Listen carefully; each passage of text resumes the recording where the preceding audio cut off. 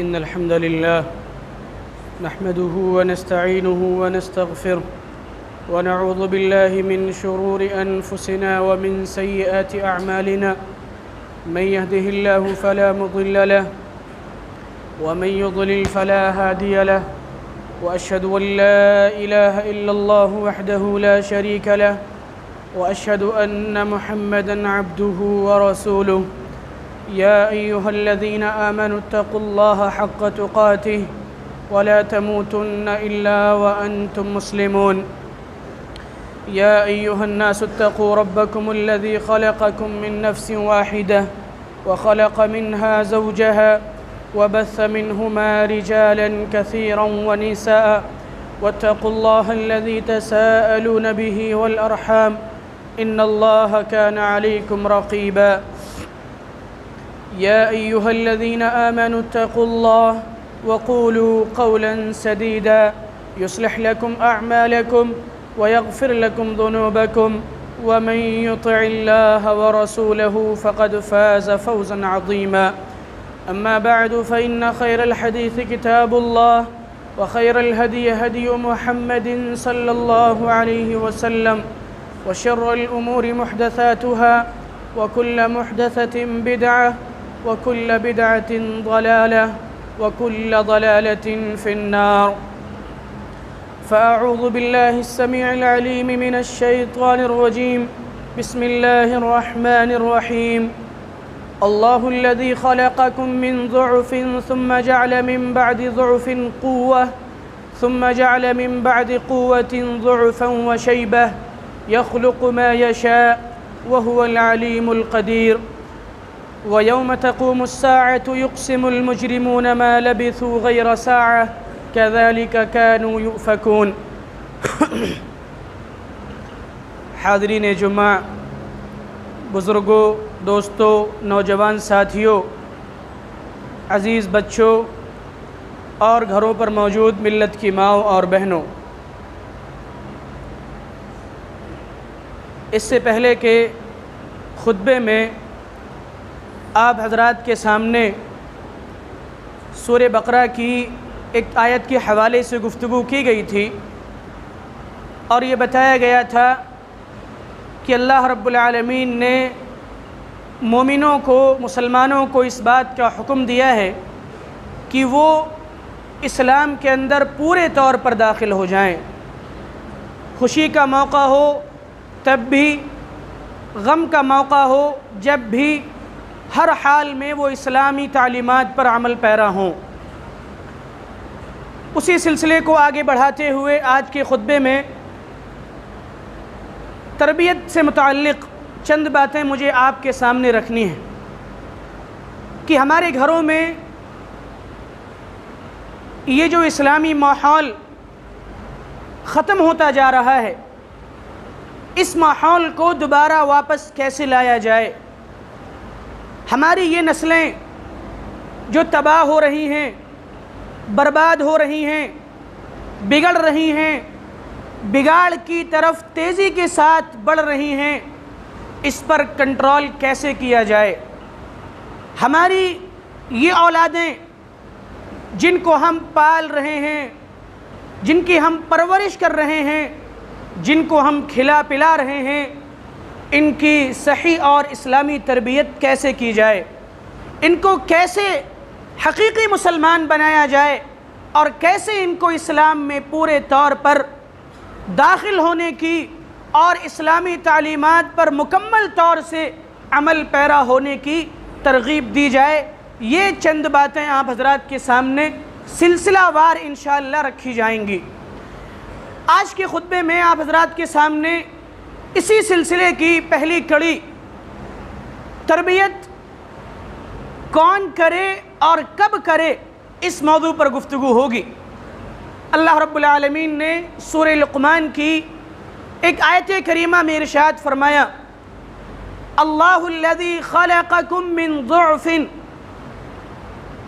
اللہ رب العالمین کی ذات وہ ذات ہے جس نے تمہیں کمزور پیدا کیا، ثم جعل من بعد ضعف قوة، پھر تمہیں اس کمزوری کے بعد اللہ رب العالمین نے مضبوط اور طاقتور بنا دیا.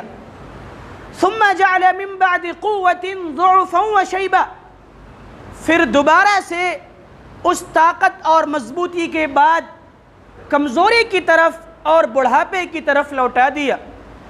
اللہ رب العالمین جو چاہے اور جیسے چاہے وہ پیدا کرتا ہے. وہ اپنے تمام معاملات میں علیم ہے، ہر چیز پر قدرت رکھنے والا ہے.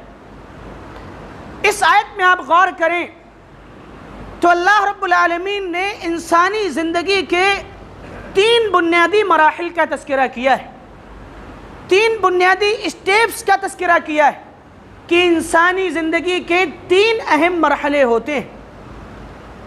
سب سے پہلا مرحلہ انسانی زندگی کا اس کا بچپنا ہے، بچپن کی زندگی.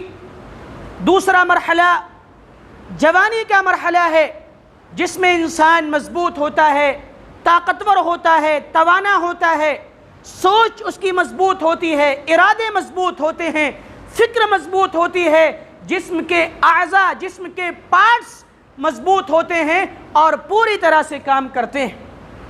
پھر انسان کی جب جوانی دھیرے دھیرے ڈھلتی ہے تو پھر دوبارہ سے انسان اسی کمزوری کی طرف واپس لوٹ جاتا ہے جو کمزوری اس کے بچپن کے مرحلے میں تھی. ان 3 مراحل کا تذکرہ کرنے کے بعد اللہ رب العالمین نے فرمایا کہ اللہ رب العالمین جو چاہے اور جیسے چاہے پیدا کرتا ہے. کسی کو بچپن میں اٹھا لے اس کی مرضی، کسی کو جوانی میں اٹھا لے اس کی مرضی، کسی کو بڑھاپے تک زندہ رکھے اس کی مرضی، اور کسی کو ارذل عمر تک پہنچا دے، یعنی ایسی عمر جس میں انسان دوسروں کا محتاج ہو جائے، چلنے پھرنے کے لیے، کھانے پینے کے لیے، اٹھنے بیٹھنے کے لیے، پیشاب پاخانے کے لیے دوسروں کا محتاج ہو جائے، اس کو ارذل عمر کہا جاتا ہے. اللہ رب العالمین چاہے تو ایسی عمر میں بھی انسان کو پہنچا دے. یہ اسی کے اختیارات ہیں، یہ اسی کی ملکیت ہے، اسی کی قدرت ہے. اس کے اختیارات میں کوئی اس کا شریک نہیں ہے. اس آیت کو پیش کر کے جو بنیادی بات مجھے آپ کے سامنے رکھنی ہے وہ یہ کہ انسانی زندگی کے بچپن کا جو مرحلہ ہے وہ انتہائی اہم مرحلہ ہے، حساس مرحلہ ہے. انسانی زندگی کے بچپن میں جس طرح کی اس کی عادتیں ہوتی ہیں، جس طرح اس کی پرورش کی جاتی ہے، جس طرح اس کی تربیت کی جاتی ہے، ویسا ہی وہ نکھر کر لوگوں کے سامنے آتا ہے. یہ تربیت کرنا، یہ انسان سازی کا، انسان بنانے کا ایک ایسا ہنر ہے جو ہر ایک کے پاس ہونا چاہیے. ہم اور آپ کیا کرتے ہیں؟ من پسند کی شادی ہو گئی، مالدار گھرانے میں خوبصورت لڑکی سے شادی کر لی. لڑکی کا کردار کیسا ہے، اخلاق کیسا ہے، دینداری اس کے یہاں کتنی ہے، کوئی توجہ نہیں. بس گھرانہ مالدار ہو، لڑکی خوبصورت ہو، دینداری دیکھی جائے گی.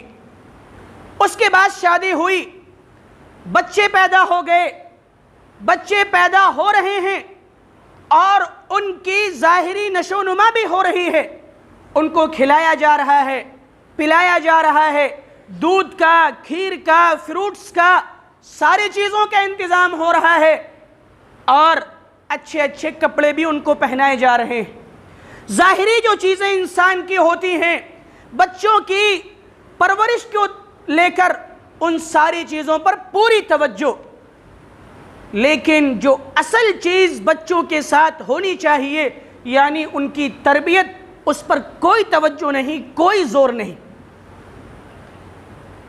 انسانی زندگی کا یہ مرحلہ انتہائی اہم مرحلہ ہوتا ہے اور جو ماہرین تربیت ہیں، ماہرین نفسیات ہیں، جنہوں نے تربیت کے موضوع پر کتابیں لکھی ہیں، ان کا کہنا ہے کہ اپنی نسلوں کی، اپنی بچوں کی اگر تربیت کرنا ہے تو نیک بیوی کا انتخاب یہ ضروری ہے.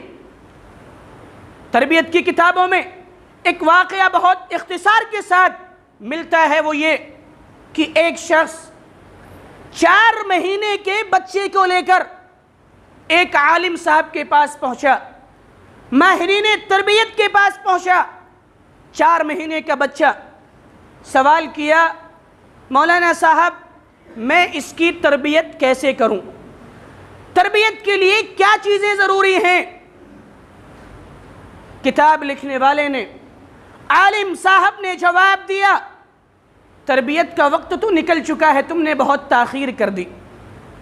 بچہ صرف 4 مہینے کا ہے، صرف 4 مہینے اس کی عمر ہے، اور جواب دینے والے نے جواب دیا کہ تربیت کا موقع ہاتھ سے جا چکا ہے، وقت نکل چکا ہے۔ بڑی حیرانی ہوئی کہ 4 مہینے کا یہ بچہ، اس کی تربیت کا وقت آخر کیسے نکل چکا ہے؟ کیا مسئلہ ہے؟ مجھے ذرا سمجھائیے۔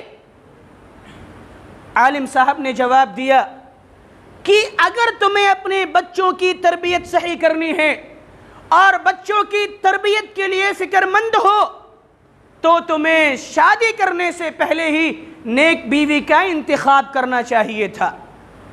بیوی اگر نیک ہوگی، آپ کے بچوں کی جو ماں بننے والی ہے، آپ کی نسلوں کی جو حفاظت کرنے والی ہے، اگر وہ نیک ہوگی تو آپ کی نسلیں بھی نیک ہوں گی، آپ کے بچے بھی نیک ہوں گے۔ تو ماہرین یہاں تک لکھتے ہیں کہ تربیت کا مرحلہ یہ انسان کی شادی سے شروع ہو جاتا ہے۔ جن لوگوں نے اس میں کوتاہی کی ہے، جن لوگوں نے اس میں دینداری کو ترجیح نہیں دی ہے، وہ اپنے اس جرم کا خمیازہ بھگت رہے ہوں گے۔ افسوس ہو رہا ہوگا انہیں اپنے انتخاب پر کہ ہم نے کس طرح کی لڑکی کا انتخاب کیا تھا شادی کے لیے۔ اور اگر جن کی شادیاں نہیں ہوئی ہیں، ان سے میں یہ بات کہنا چاہوں گا کہ وہ اپنی نسلوں کی اگر تربیت کرنا چاہتے ہیں، اپنی اولادوں کو دیندار دیکھنا چاہتے ہیں اور آنے والی نسلوں میں دین کو باقی رکھنا چاہتے ہیں، تو شادی کے لیے، نکاح کے لیے دیندار لڑکی کو ترجیح دی جائے۔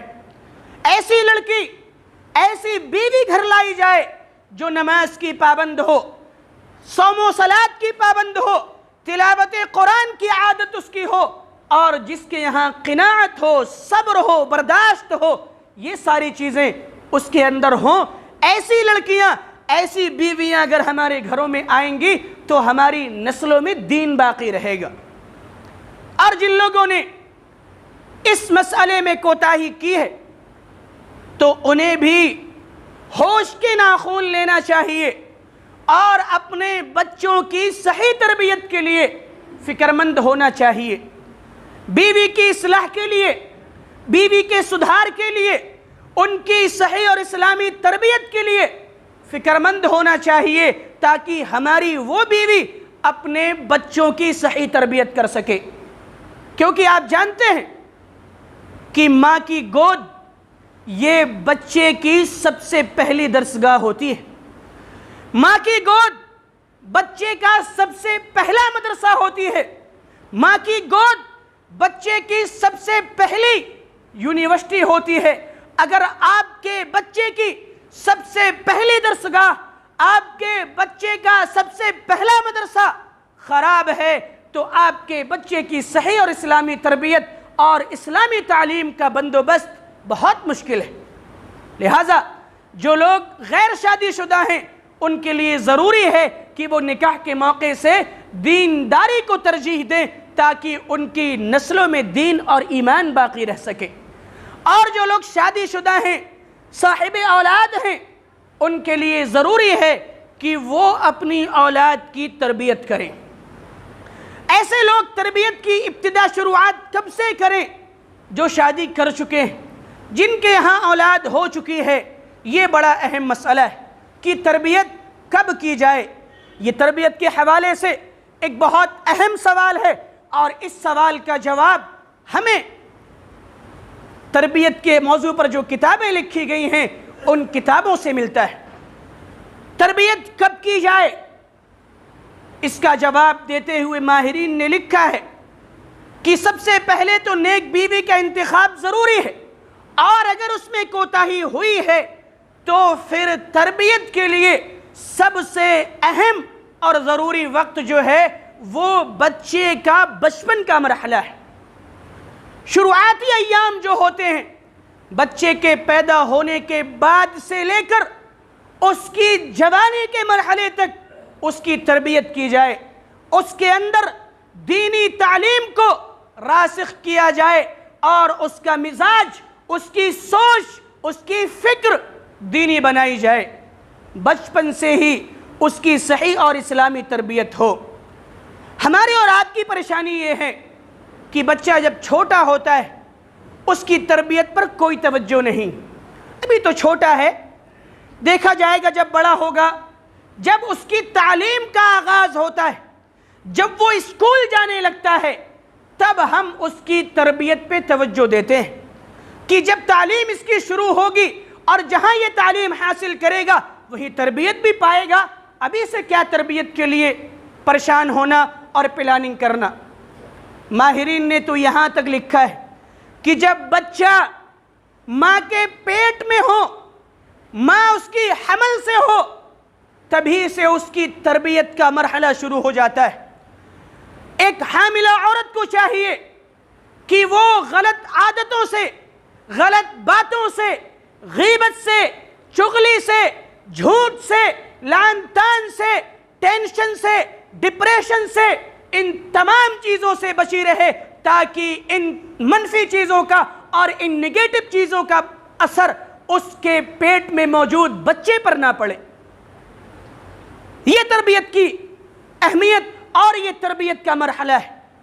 لیکن ہمارا اور آپ کا مسئلہ کیا ہے کہ بچہ پیدا ہوا، چھوڑ دیا اس کو آزاد، صرف توجہ کس چیز پر؟ اس کے کھان پان پر، اس کی ظاہری نشو و نما پر، بیمار ہو گیا اس کی دوا علاج پر، اور اگر کوئی کمزوری ہے تو اس کی صحت پر یہ توجہ ہے، تربیت پر کوئی توجہ نہیں۔ گھروں کا ماحول چونکہ ایسا بنا ہوا ہے کہ ہم بچوں کی اسلامی تربیت نہیں کر پا رہے ہیں، جبکہ تربیت کے لیے بچپن سے، شروع سے ضروری ہے کہ بچوں کو دینی مزاج میں ڈھالا جائے، دینی ماحول میں ڈھالا جائے۔ اللہ کے رسول صلی اللہ علیہ وسلم نے ایک حدیث کے اندر فرمایا، صحیح مسلم کی روایت ہے، حضرت ابو ہریرہ رضی اللہ تعالی عنہ حدیث کے راوی ہیں، بیان کرتے ہیں کہ اللہ کے رسول صلی اللہ علیہ وسلم نے فرمایا، کل مولود علی الفطرہ فابواہ یہودانہ او ینصرانہ او یمجسانہ، کہ ہر بچہ فطرت اسلام پر پیدا ہوتا ہے، فطرتاً بچہ مسلمان ہوتا ہے، اسلام پر پیدا ہوتا ہے، لیکن پیدا ہونے کے بعد اس کے ماں باپ یا تو اس کو یہودی بنا ڈالتے ہیں، یا نصرانی بنا ڈالتے ہیں، یا مجوسی بنا ڈالتے ہیں، یعنی جیسی اس کی تربیت کرتے ہیں اسی تربیت میں وہ بچہ ڈھل جاتا ہے۔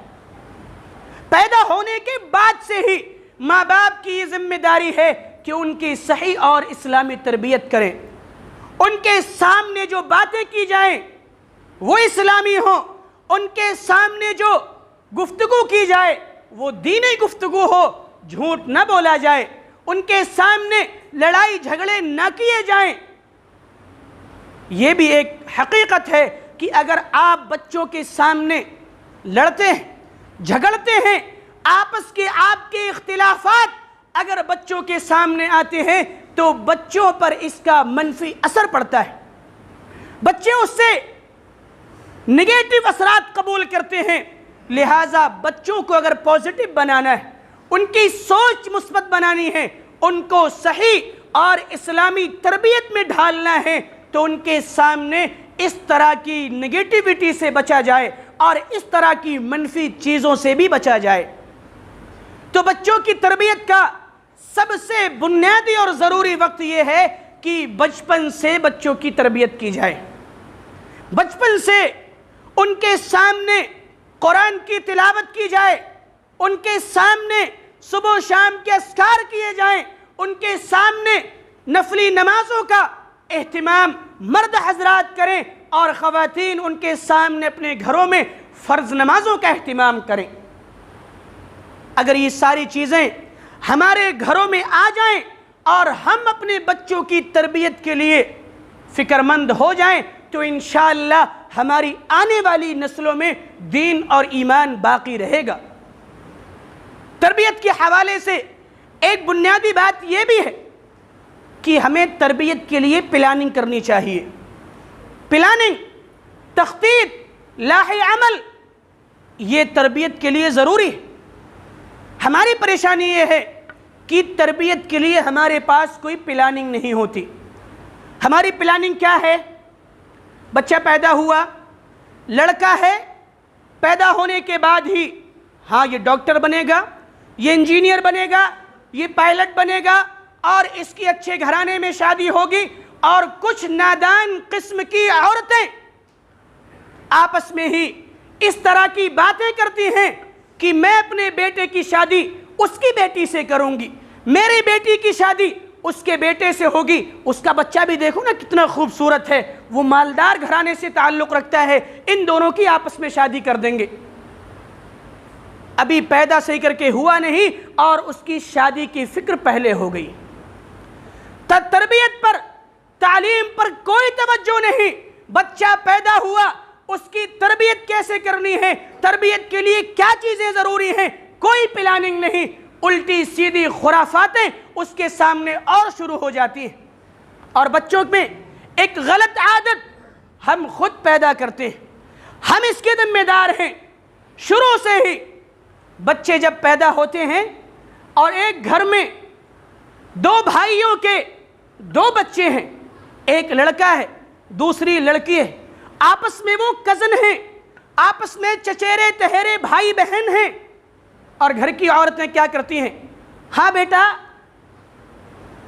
اپی کو پیار کر لو، بچی سے بھائی جان کو پیار کر لو، ان سے ہاتھ ملا لو، ہینڈ شیک کر لو۔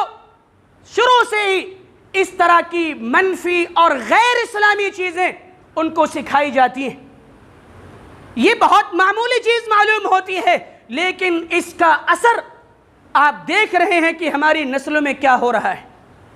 یہ کوئی معمولی چیز نہیں ہے، شروع سے ہی۔ اور میں نے بتایا کہ بچے جب پیٹ میں ہوتے ہیں تبھی سے وہ اثرات قبول کرتے ہیں، اور پیدا ہونے کے بعد تو بدرجہ اولا وہ اثرات قبول کرتے ہیں۔ بچے نقال ہوتے ہیں، آپ جیسا کریں گے ویسا وہ بھی کریں گے، آپ کو جیسا کرتے ہوئے دیکھیں گے ویسا وہ بھی کرنے کی کوشش کریں گے۔ آپ کو اگر یقین نہ آئے آپ تجربہ کر کے دیکھ لیں، تجربہ کر کے دیکھ لیں۔ چونکہ بات آ گئی ہے تو مثال کے طور پر یہ بات ذکر کر رہا ہوں، ورنہ اس میں کوئی بڑائی کی بات نہیں ہے۔ میری بیٹی الحمدللہ 5.5 مہینے کی ہے۔ میرا معمول ہے جتنا مجھ سے ہوتا ہے اس کی تربیت پر توجہ دیتا ہوں۔ اللہ کا شکر ہے اس نے مجھے جو توفیق دی ہے، صبح شام کے اذکار کی پابندی میں اپنی بیٹی کے ساتھ کرتا ہوں۔ بیٹی کو گود میں بٹھا کے اس کو اذکار پڑھ کے جب میں دم کرتا ہوں تو وہ بھی ایک آواز نکال کر جس طرح میں اس کے اوپر پھونکتا ہوں، الحمدللہ وہ بھی کوشش کرتی ہے کہ وہ بھی پھونکے۔ یہ ایک مثال میں اس لیے دے رہا ہوں کہ بچے نقال ہوتے ہیں۔ اس کی ماں جب قرآن لے کے بیٹھتی ہے تو وہ بھی کچھ اس طرح سے آواز نکالتی ہے کہ گویا وہ کچھ پڑھ رہی ہے۔ قرآن پر ہاتھ لگانا، اس کو پکڑنا، یہ اس کا بھی معمول ہو جاتا ہے جب وہ اپنی ماں کو ایسا کرتا ہوا دیکھتی ہے۔ یہ بچے فطرتاً نقال ہوتے ہیں۔ آپ اگر ان کے سامنے موبائل چلائیں گے یہ موبائل کے عادی ہوں گے، آپ ان کے سامنے قرآن پڑھیں گے یہ قرآن کے عادی ہوں گے، آپ ان کے سامنے نماز پڑھیں گے یہ نماز کے عادی ہوں گے، آپ ان کے سامنے اذکار کریں گے یہ اذکار کے عادی ہوں گے۔ جیسا آپ ان کو ڈھالنا چاہیں گے ویسا یہ ڈھلیں گے، اور یہ چیز 7 سال 8 سال کے بعد نہیں، پیدا ہوتے ہی شروع ہو جانی چاہیے، بلکہ بچہ پیٹ میں ہے تبھی سے یہ چیز شروع ہو جانی چاہیے۔ تو بچوں کی تربیت کے لیے ضروری ہے کہ بچپن سے ان کی تربیت کی جائے۔ اس میں لاپرواہی، کوتاہی، سستی، غفلت یہ ہمارے لیے خطرناک ثابت ہو سکتی ہے، ہمارے لیے مہلک ثابت ہو سکتی ہے، اور یہ اسی کی خطرناکی ہے، ہماری کوتاہی کا نتیجہ ہے، لاپرواہی کا نتیجہ ہے کہ آج ہماری اولادیں ہمارے ہاتھوں سے نکلی ہوئی ہیں۔ ممبئی کا ایک واقعہ ابھی ایک کتاب میں آنے سے پہلے پڑھ رہا تھا، تربیت کے موضوع پر انصار زبیر محمدی صاحب کی کتاب کہ بچوں کی تربیت کیسے کریں۔ انہوں نے اس میں ایک جھجوڑ دینے والا واقعہ ذکر کیا ہے، ممبئی شہر کا واقعہ ہے وہ لکھتے ہیں کہ ایک جوان اولاد جب اس کی ماں بوڑھی ہو گئی اور دنیا سے چلی گئی تو وہ اس کی ماں کی جو پینشن اس کی زندگی میں آتی تھی، اس کے جانے کے بعد بھی پینشن کا سلسلہ جاری رہا۔ واقعہ یہ ہے کہ ماں کا انتقال ہو گیا اور بچہ ماں کے انتقال کے بعد بھی جوان اولاد اس کی بینک میں اس کی پینشن نکالنے معمول کے مطابق جاتا رہا۔ کسی موقع سے اس کا یہ راز فاش ہو گیا کہ تمہاری ماں تو اس دنیا سے چلی گئی ہے اور تم پھر بھی اپنے ماں کے نام پر پینشن نکال رہے ہو۔ جب یہ بات اس کے سامنے آئی، اللہ کی قسم رونگٹے کھڑے ہو گئے اس بات کو پڑھ کر۔ اس نے کہا کہ میری ماں کا انتقال کئی مہینے پہلے ہو چکا ہے، لیکن جب میری ماں کا انتقال ہوا تھا تو میں نے پینشن نکالنے کی وجہ سے اس کے انگوٹھے کو کاٹ کے رکھ لیا تھا تاکہ میں اس کے مرنے کے بعد بھی اس کی پینشن نکال سکوں، اور اس انگوٹھے کو میں لوشن میں دواؤں میں لپیٹ کے رکھتا ہوں، اور جب پینشن لینے کا وقت آتا ہے تو اس انگوٹھے کو اس بینک کی کتبیہ پر لگا کر بینک میں جا کر اس کی پینشن نکال لاتا ہوں۔ سوچئے آپ، یہ نوجوان اولاد ایک ماں کے انگوٹھے کو مرنے کے بعد کاٹ کے رکھ رہی ہے، کیوں؟ تاکہ اس کے مرنے کے بعد اس کے نام پر جو پینشن آ رہی ہے وہ پینشن اسے ملتی رہے۔ ایک اور واقعہ ذکر کیا انہوں نے کہ ایک جوان اولاد نے 2 لاکھ روپے کی خاطر، صرف 2 لاکھ روپے کی خاطر اپنے باپ کے ساتھ مل کر اپنی ماں کو قتل کر ڈالا، مار ڈالا، اور ان تمام اور بھی کئی سارے واقعات انہوں نے ذکر کیے ہیں۔ ان سارے واقعات کو یہاں ذکر کرنے کا موقع نہیں ہے، اشارہ صرف میں آپ کو کر رہا ہوں کہ یہ سب چیزیں ہماری ناقص تربیت کا نتیجہ ہے، یہ ہماری کوتاہی کا نتیجہ ہے، جو جب ہماری اولادیں جب جوان ہو جاتی ہیں ہم شکوے کرتے ہیں، شکایتیں کرتے ہیں کہ اولاد قبضے سے باہر ہے۔ قبضے سے باہر تو کیا خود ہم نے ہے انہیں۔ جب ہماری اولاد چھوٹی تھی، بچپن میں ہم نے ان کی تربیت کا کوئی انتظام نہیں کیا، کوئی ان کے لیے پلاننگ نہیں کی، کوئی لاحی عمل نہیں کیا۔ کبھی اس ماں کے ساتھ جو اس بچوں کی ماں ہے، اس بچے کی ماں کے ساتھ ہم نے بیٹھ کر یہ پلاننگ نہیں کی کہ اس کی تربیت کیسی ہونی چاہیے۔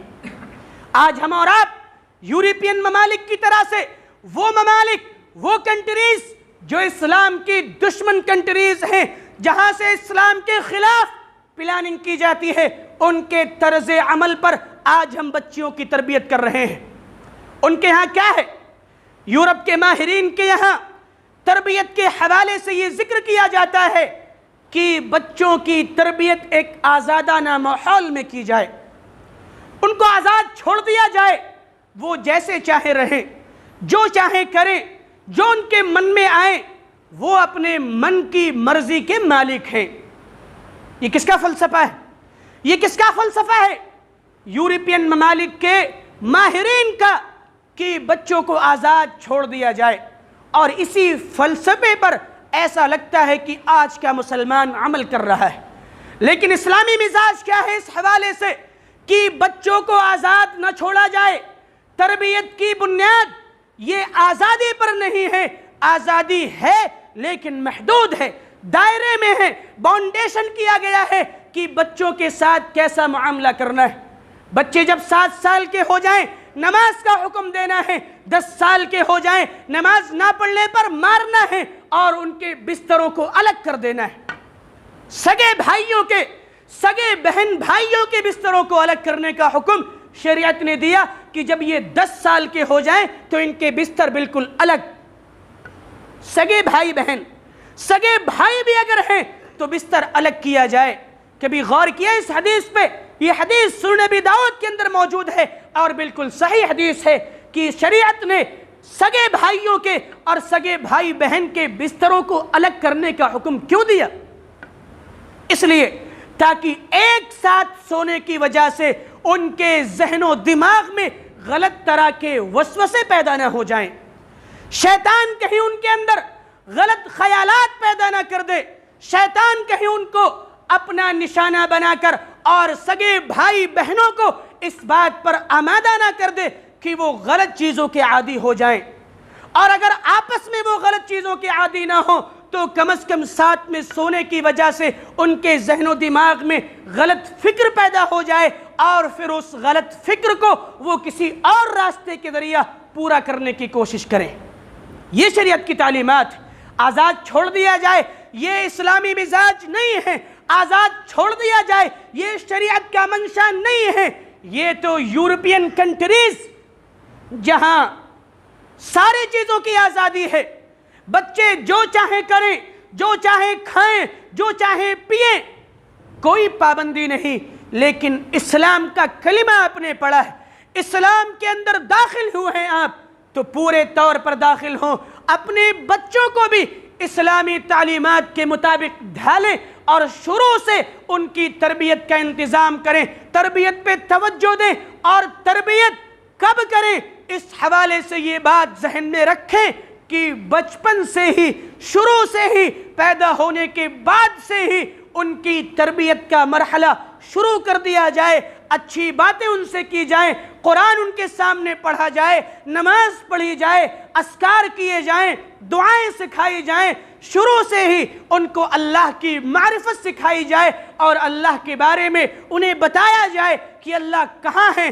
اللہ کون ہے، کلمہ کیا ہے، کلمے کا مفہوم کیا ہے۔ یہ ساری باتیں بچپن سے، شروع سے ہی ان کے ذہن و دماغ میں بٹھائی جائیں، گرچہ وہ بولتے ہوں یا نہ بولتے ہوں، ابھی بولنے کی عمر کو نہ پہنچے ہوں، تب بھی بولنے کی عمر کو پہنچ گئے ہوں، جب بھی ان کے سامنے اسلامی باتیں کی جائیں، شروع سے، بچپن سے ان کی تربیت پہ دھیان دیا جائے۔ موقع ملا تو انشاءاللہ ابھی تربیت کے حوالے سے اور گفتگو ہوگی۔ دوسرا سوال جو تربیت کے حوالے سے ہے وہ یہ کہ تربیت کون کرے؟ اس سوال کا بھی قرآن و حدیث کی روشنی میں انشاءاللہ مدلل اور مفصل جواب آئندہ جمعہ کے خطبات میں آپ حضرات کے سامنے پیش کیا جائے گا۔ اللہ رب العالمین سے دعا ہے کہ رب العالمین مجھے، ہم سب کو بچوں کی صحیح اور اسلامی تربیت کرنے کی توفیق عطا فرمائے۔ رب العالمین یہ اولاد کی شکل میں ہمارے پاس جو تیری نعمت ہے، اللہ اس نعمت کی قدر کرنے کی توفیق عطا فرما۔ رب العالمین ہمیں اس بات کی توفیق دے کہ ہم اپنے بچوں کی، ہم اپنی بچیوں کی، ہم اپنے نونہالوں کی اور اس امت کے مستقبل کی صحیح اور اسلامی تربیت کر سکیں اور ان کے لیے اسلامی تعلیمات کا صحیح اور منظم بندوبست کر سکیں۔ آمین۔ اقول قولی ھذا استغفر اللہ لی ولکم ولسائر المسلمین فاستغفروہ من کل ذنب انہ هو الغفور الرحیم۔